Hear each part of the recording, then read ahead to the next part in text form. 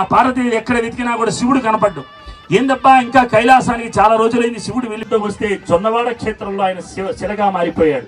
సరే పార్వతి అప్పుడు అన్నాడు, ఏవి నాథ కైలాసానికి రావా, ఇక్కడే ఉండిపోయావంటే ఇక్కడ ఈ కళ్యాణ మహోత్సవం అనేది జరుగుతూ ఉన్నదనమాట.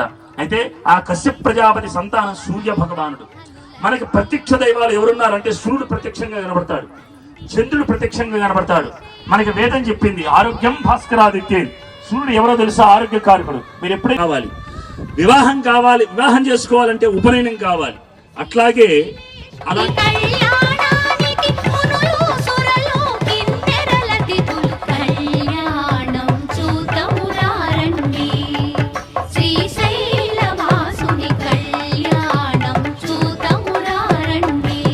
కన్యాదాన యొక్క ఫలితం తండ్రికి దక్కుతుందని.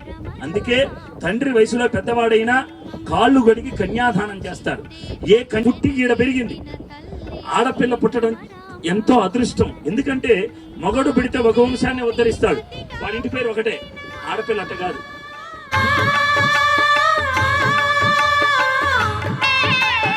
ఆదిదేవుని పతిగా పొందిన ఐగిరి నందిని అఖిలాండేశ్వరి కళ్యాణం చూతమురారండి.